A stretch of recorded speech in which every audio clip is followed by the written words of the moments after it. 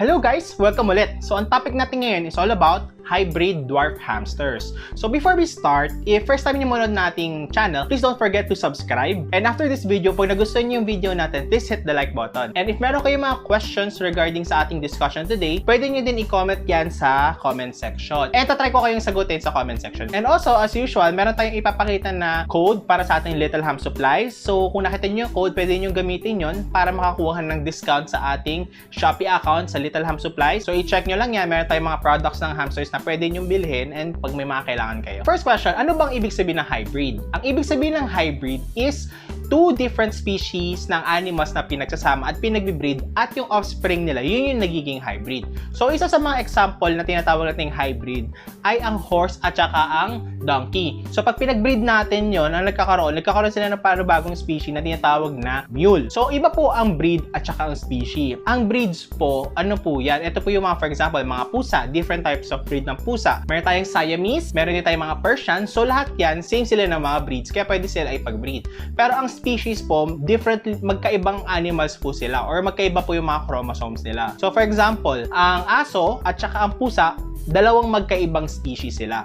So, hindi natin sila pwedeng ipag-breed, okay? So, ang pwede lang natin ipag-breed is yung may mga same breeds ng mga hayop. So, sa hamsters naman, meron tayong tinatawag na 5 classifications ng mga domesticated hamsters. Ito po yung Syrian hamster, ito po ang Roborovsky dwarf hamster, winter white hamster, Campbell dwarf hamsters, at saka ang Chinese hamsters. So, 5 po yung magkakaibang species ng mga hamsters. Hindi po sila tinatawag na breeds, but rather species. So, sa 5 species na to, magkakaiba talaga sila. Pero, meron tayong tinatawag na winter white hamsters at saka yung Campbell dwarf hamsters. Etong dalawang species na to, parehas yung chromosome count nila. So, parehas silang may 28 chromosome, kaya pwede silang ipag-breed. Ibig sabihin na pwede ipag-breed, hindi ko sinasabi na i-breed natin, pero compatible sila sa isa't isa. Once na nag-breed tong dalawang ito na po yung lumalabas na mga hybrid dwarf hamsters. So, balik lang tayo dun sa kanina. Meron kasi mga nagsasabi na ang teddy bear hamster at saka ang golden hamsters daw ay crossbreed. To answer that, hindi po sila crossbreed. Kasi ang teddy bear hamsters, yun po ang tinatawag na long-haired Syrian hamsters, while ang golden hamsters naman, sila yung mga short-haired Syrian hamsters. So, parehas silang species na Syrian hamsters. So, hindi po sila tinatawag na crossbreed. Kasi parehas po silang Syrian hamsters. Paano ba natin ma-differentiate kung ano ba yung hybrid sa mga hamsters? So, ito, common to sa mga dwarf hamsters like winter white at Campbell. So, sa winter white hamsters, makikita natin kung purebred ba ang winter white hamsters. Kung nagpo-fall sila under dun sa tatlong patterns. So, meron tayong tinatawag na agouti or yung tinatawag nilang tiger. So, ito yung normal color ng mga winter white hamsters. Meron din tayong sapphire. And then, meron din tayong tinatawag na merle or pearl. So, yung merle and pearl, halos similar lang naman sila. So, malalaman natin, first thing, kung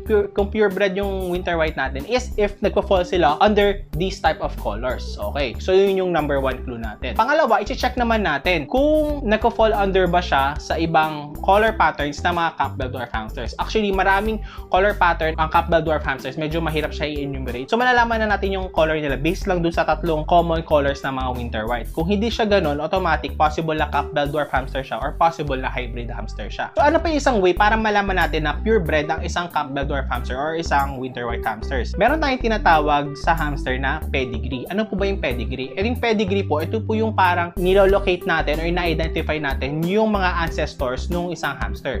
So, let's say, meron tayong mommy hamster tsaka daddy hamster. Okay, dito sa una. Pag nanganak yan, may mga babies yan. Okay? So, yan, first generation na yan ng babies nila. Pag yung mga babies nung mga original hamsters, nagkaroon ng hamsters, meron na sila apo. So, yun na yung third generations na mga babies. And then, so on and so forth, yun yung tinatawag nating pedigree. Nakikita natin kung ano yung line nung certain pair nung hamster sa simula pa lang. So, paano natin malalaman kung purebred ba yung winter white or hindi? Malalaman natin yan dun sa pedigree. So, dapat ang purebred hamsters, hindi sila maglalabas ng ibang kulay ng winter white rather dun sa tatlong kulay na yon. So, pag chinek natin yung pedigree, dapat lahat yan, puro winter white lang yung nilalabas nila. Ang pinaka-safe na masasabi natin para purebred ang isang winter white is kapag pumasa na siya ng 7 to 8 generations. So, let's say mayroon na siyang 7 to 8 na generations and lahat yan, pataas, lahat yan winter white hamsters yung lumalabas. automatic purebred na siya. Tapos, same lang din dun sa Campbell. So, dapat hindi sila maglalabas ng mga ibang kulay ng mga hamsters aside from dun sa mga specific colors ng mga Campbell dwarf hamsters. So, in short, ang winter white hamsters natin, kahit mukha siyang winter white na purebred, possible pa rin na maging hybrid siya. Kung meron siya sa pedigree niya na history na merong hybrid hamster na naging parent niya or kamag-anak niya.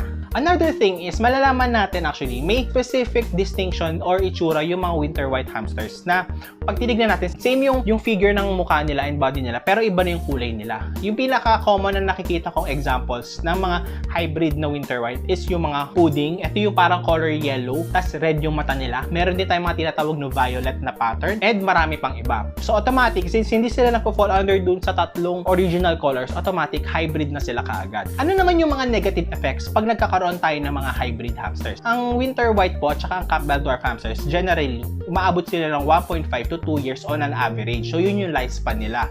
Once na pinag-breed natin yung dalawang species na to, possible na magkaroon ng mga complication. Ang isa sa mga complication na possible na mangyari is magkaroon sila ng diabetes, okay, sa genes nila. Ang Campbell dwarf hamsters po at saka ang winter white hamsters, medyo prone sila talaga sa diabetes.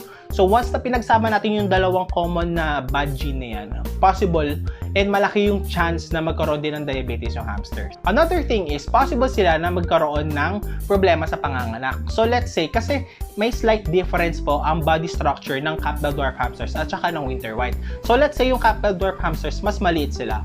Binread natin yung winter white doon sa Campbell dwarf hamsters natin. So possible na mag-produce sila ng hybrid. Let's say na yung nanay na hamsters nanganak and slightly na mas malaki yung winter white. Once na nanganak yun, mahihirapan sila manganak kasi mas malaki yung mga pwede nilang ilabas na babies dun sa ano nila, sa nila. So possible na magkaroon ng complication at ikamatay ng mga babies or ng mommy hamsters. And worse, may ibang nangyayari na nagkakaroon ng stress or nagkakaroon sila ng trauma yung mga hamsters. Kaya usually kapag nanganganak sila, nag-iiba na agad yung attitude nila, mas nagiging aggressive sila. Isa sa mga common din na sakit na possible na magkaroon is yung mga tinatawag natin neurological disorders. So ito yung napapansin nyo yung mga nagsispinning, tumatumbling yung mga hamsters, okay? And paikot-ikot lang sila sa cage. So ito yung mga signs na meron silang stargazing syndrome. So ang stargazing syndrome po, neurological disorder siya, na magiging ganun sila buong time. Ang pinaka-worst na possible na mangyari doon is paulit-ulit lang nilang gawin yung ginagawa nila hanggang sa mamatay na lang sila ng ganun. So usually, ang ginagawa nila dito is euthanasia or mercy killing. Kaya mina-mercy kill ito kasi may mga ibang owners na naawa sila na ganun na yung nangyayari sa hamsters nila. Ang pinaka-best way na gawin for them is ipatayin sila or put them to sleep. Or yun nga, mamatay din sila. Actually, pinaganda lang natin. And isa pa sa mga advantages ng pag-mercy kill nung may syndrome na hamster, hindi na siya makakapag-breed or hindi na siya makakapag-produce ng ganong klaseng gene or hindi na siya manganganak na. Kasi pag binreed natin yung mga ganong klaseng may mga disorder, pwede yan actually mapasa down the line. So, pwede din yan lumabas pag tumatagal. Kaya, very important na hindi dapat nagbe-breed yung mga walang alam sa genetics kasi yun yung possible na mangyari. Under dun sa neurological disorder, actually, pwede din sila mag-develop ng cage aggression pag tumatanda sila. Cage aggression yung parang nagiging territorial sila and aggressive sila. Kapag tinatry natin silang kunin, nangangagat sila. And yung pinaka-last, for me, pinaka-importanting negative effects na pag-breed ng mga hybrid is yung extinction ng specific species like yung winter white tsaka Campbell dwarf hamsters. Once na nag-breed ang Campbell dwarf hamster at saka winter white, automatic na nagpo-produce na sila ng hybrids. Ngayon, itong mga hybrids na to, pag na-breed ito sa mga purebred hamsters, magpo-produce din sila ng hybrid. So, impossible na ibalik natin yung original species ng mga hamsters kapag nagkaroon na tayo ng mga hybrids. Kasi usually, nahahalo na yan. And knowing dito sa Philippines, marami actually unethical breeder and hindi nila alam yung pedigree nung hamsters na binibreed nila. So, pag nag-breed sila, hindi nila alam na carrier pala ito ng hybrid or possible na may dinadala na palang itong sakit. And then, pag binibreed nila yun, dumadami yung mga nagkakasakit ng hamsters. Kaya importante po na dapat we breed ethically. Alam nyo ba, may narinig ako siyang story sa UK kung saan yung isang ethical breeder, nag-breed talaga siya ng mga winter white hamsters. And then, nung dumating na yung 5th or 6th generation, biglang may lumabas na isang hybrid. Ang ginawa niya, yung buong history or buong pedigree ng hamsters na yun, kinal niya. ibig sabihin nun, parang tinigil niya yung pagbe-breed nung line na yon kasi possible yun maka-affect dun sa mga hamsters na nabibreed dun sa UK. So, ang ginawa nila is pinasok sila sa gas chamber and ganun nila minursicle yung mga hamsters. Kung isipin natin, mukha siyang masama. Kung isipin natin yung buong welfare ng winter white hamster sa UK, mas nakakatulong yun para hindi mag-extinct yung mga purebred winter hamsters nila. So, ganun sila ka-technical at ganun sila ka-seryoso sa pag-breed ng mga hamsters. So, dito sa Philippines, alam ko meron pa tayong mga purebred na winter white. Ano yung mga ways na pwede natin gawin para matigil yung pagdami ng mga hybrids? Or anong pwede natin gawin pag meron tayong mga hybrid hamster? Una, ang pinaka-effective dito is dapat hindi natin i-promote yung pag-breed ng mga hybrid hamsters. Bakit? Once na dumadami yung nag-breed ng mga hybrid hamsters, yun nga, nag-i-extinct na yung mga purebred hamsters. Isa sa mga nakikita kong reason kung bakit marami nag-breed ng mga hybrid kasi nakikita nila na kakaiba yung kulay. So, hindi siya normal. Nakakapag-produce sila ng mga kakaibang colors na wala talaga sa chart.